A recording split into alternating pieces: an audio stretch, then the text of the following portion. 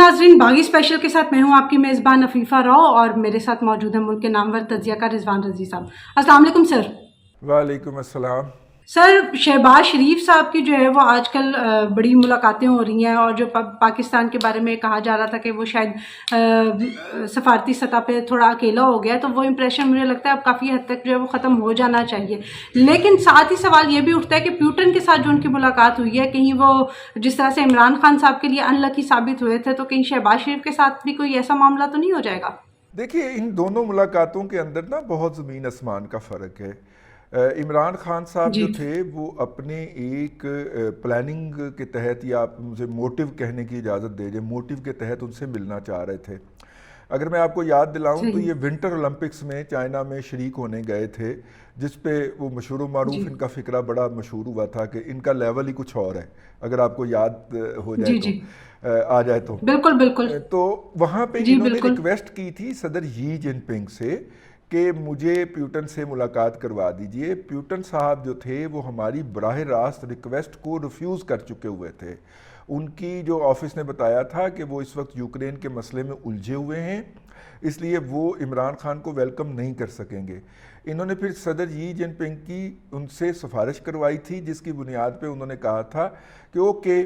بڑی مختصر سی ملاقات میں کر لوں گا۔ اور اس ملاقات کے اندر جب یہ گئے تھے تو اگر آپ دیکھیں ایئرپورٹ کے اوپر صرف امبیسی کا عملہ ان کو ریسیو کرنے آیا تھا عمران صاحب کو، تو اس کے بعد وہ ملاقات ہوئی تھی، بڑی مختصر تھی، جو کہ ایک فوٹو سیشن سے زیادہ نہیں تھا، کوئی تبادلہ خیالات نہیں ہوا تھا اس کے اوپر، کیونکہ تبادلہ خیالات اگر ہوتا تو پھر ترجمان بیٹھتے، ہاں ترجمان بیٹھے تھے اس کے اندر، تو تھوڑا بہت گوڈیز کا ایکسچینج بھی ہوا تھا اس کے اندر۔ لیکن آپ دیکھیں اس ملاقات کی ویڈیو آج بھی مل جائے گی آپ کو، اس میں پیوٹن کے چہرے کے اوپر ایک تناؤ تھا، اور اس تناؤ کی ہمیں پھر بعد میں وجہ بھی نظر آ گئی، کیونکہ ان کے وہاں پہ ہوتے ہوئے ہی انہوں نے یوکرین پہ حملہ کا آغاز ہو گیا تھا، حملہ ہو گیا تھا، ابھی ادھر ہی تھے۔ اب یہ ملاقات جو ہے وہ اس وقت میں ہوئی ہے کہ ایک تو یہ ملاقات جو ہے یہ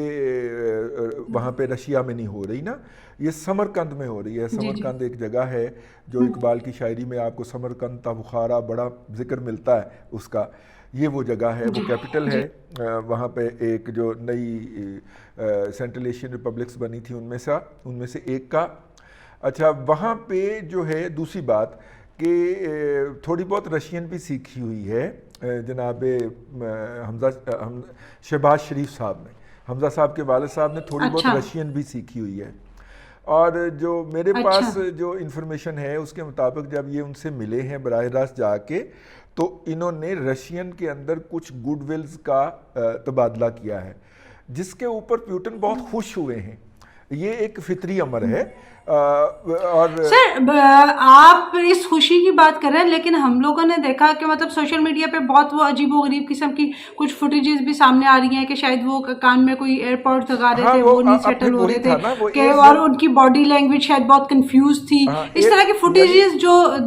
ڈسکس کی جا رہی ہیں سوشل میڈیا پہ، اس کے بارے میں آپ کیا کہیں گے؟ دیکھیے، اس وقت جو تھا اس وقت اس ایئر فون کا اہتمام نہیں کیا گیا تھا عمران خان صاحب کے دورے کے اندر، اس وقت عمران خان صاحب کے دورے کے اندر اس کا اہتمام نہیں کیا گیا تھا۔ اگر میں آپ کو یہ یاد دلاؤں، یہ ہیڈ فون کا اس وقت ترجمان بٹھا دیے گئے تھے، پاکستان کے وزیر اعظم کے ساتھ پاکستانی ایک ترجمان بیٹھا تھا،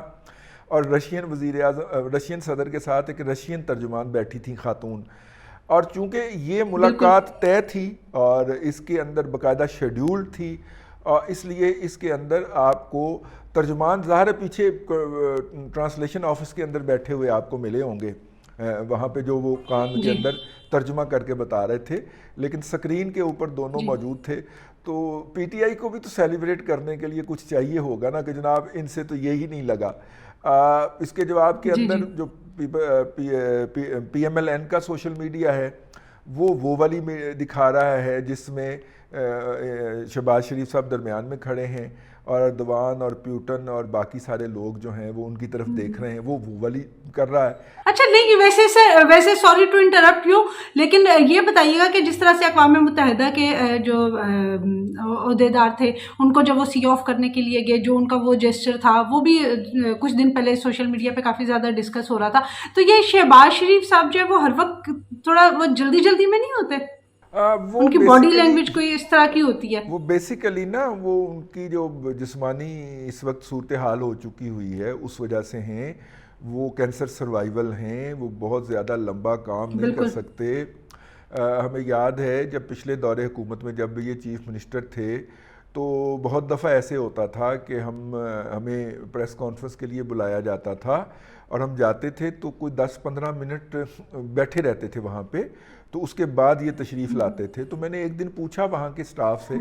کہ یار یہ ہم سے پہلے آ چکے ہوئے تھے یہاں پہ اور ہم آ گئے ہیں اور اب آپ ہمیں 10-15 منٹ انتظار کروا رہے ہیں، تو اس کی وجہ کیا ہے؟ تو وہ کہتے تھے کہ وہ آرام کر رہے ہیں، لیٹے ہوتے ہیں، کیونکہ وہ اتنا زیادہ فٹیگ برداشت نہیں کر پاتی ان کی باڈی، تو وہ پھر لیٹ جاتے ہیں 15-20 منٹ آدھے گھنٹے. اچھا سر، یہاں پہ نا ہم تھوڑا سا موضوع سے ہٹ جائیں گے، لیکن اگر آپ میری کلیئرٹی کے لیے ایک کوشچن پہ کمنٹ کر سکیں کہ ان کے ہیلتھ ایشوز ہیں،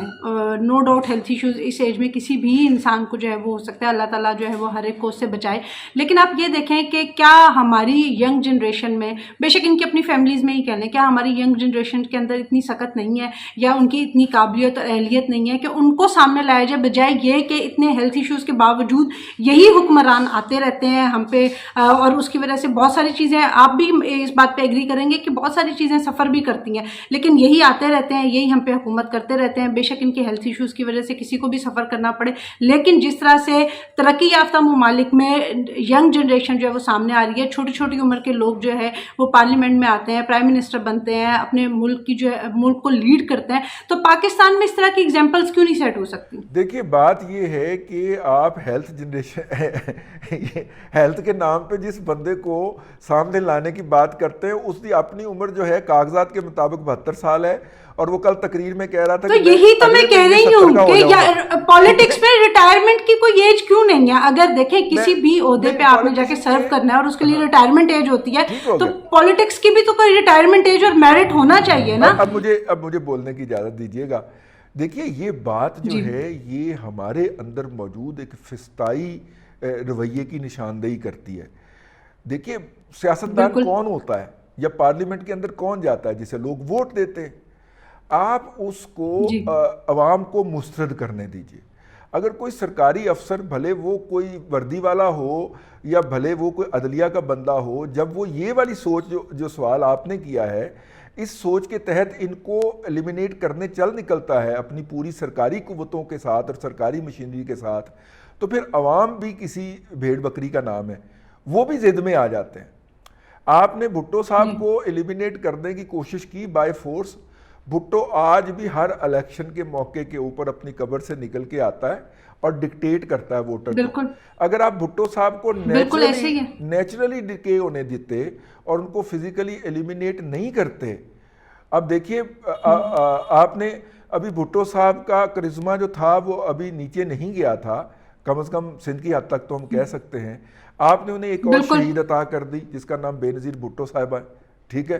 تو آپ نیچرل طریقے سے چیزوں کو نیچے جانے دیجئے. جب ہم یہ بائی فورس کرنے، یہی جمہوریت ہوتی ہے، جب ہم بائی فورس کر کے اور اپنا پروجیکٹ عمران خان لانچ کریں گے اور اس کے لیے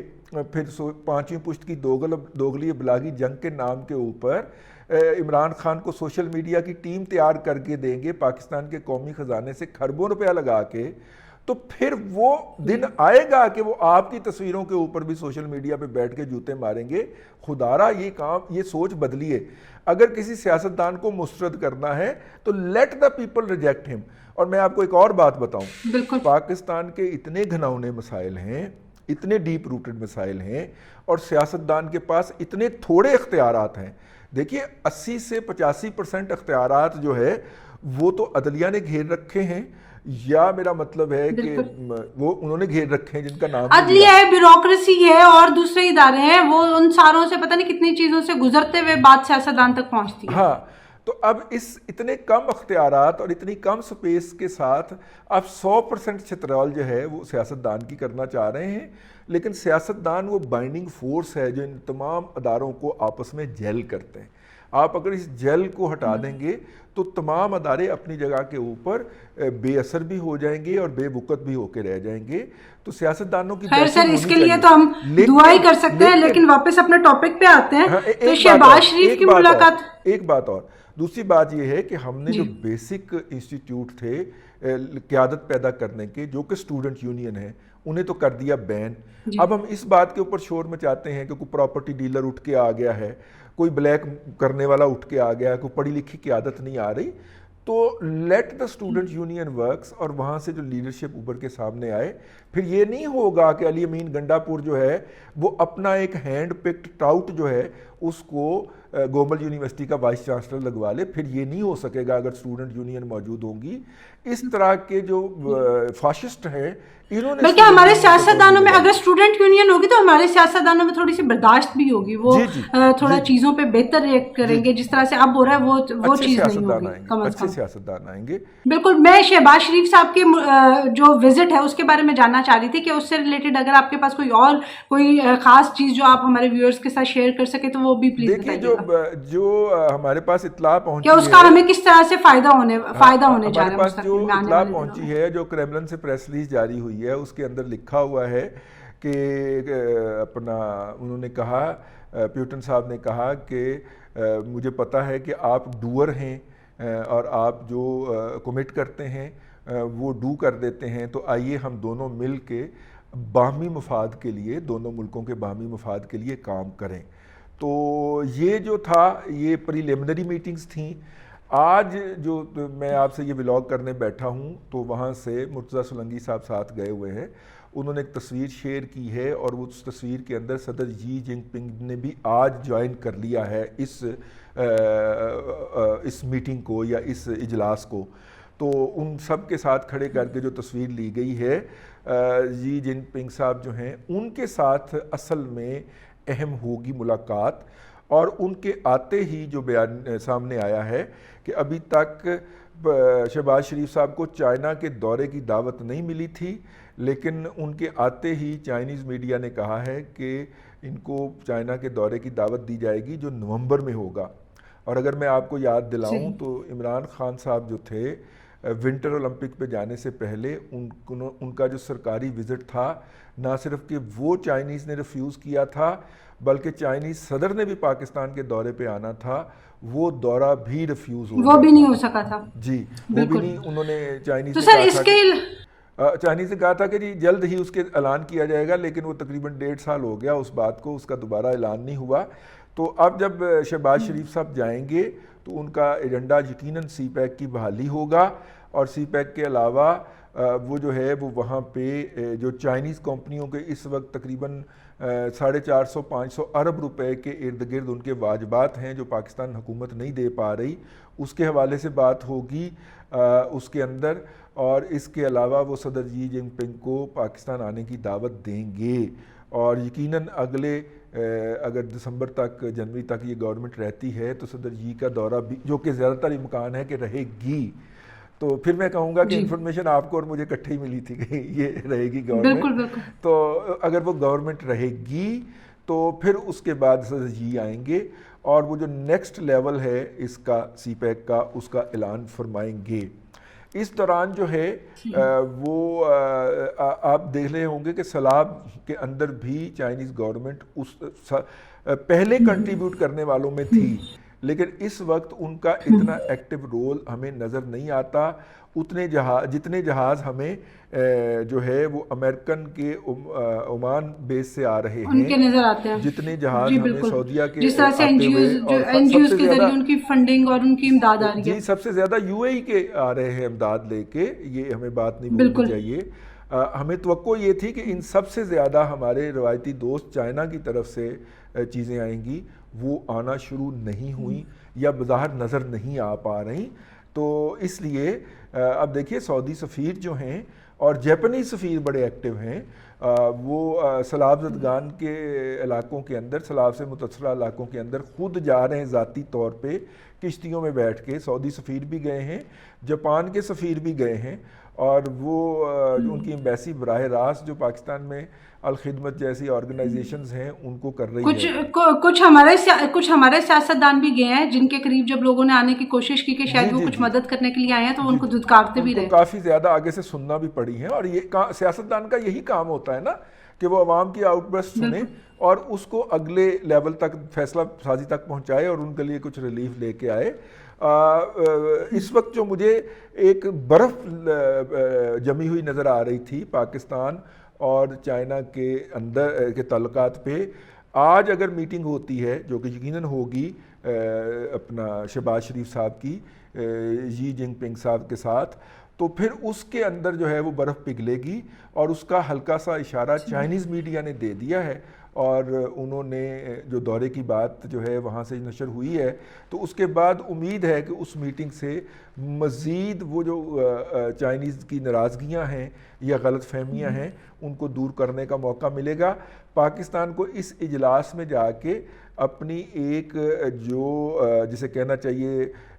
تنہائی کو ختم کرنے کا موقع ملا ہے، لیکن ایک اور بات بھی بڑی امپورٹنٹ ہوگی، اور وہ ہے کہ مودی صاحب بھی اس اجلاس میں آج شریک ہوں گے، تو کیا سائیڈ لائن پہ مودی کے ساتھ شہباز شریف کی ملاقات ہوگی، اور اگر ہوگی تو پاکستان کے اندر اس کو کیا ری ایکشن آئے گا، اور اگر نہیں ہوگی تو پھر کیا ری ایکشن آئے گا؟ یہ باتیں جو ہیں یہ ہمیں آج کے دن غور سے دیکھنی ہے، دیکھیں اب اس کا کیا نتیجہ نکلتا ہے۔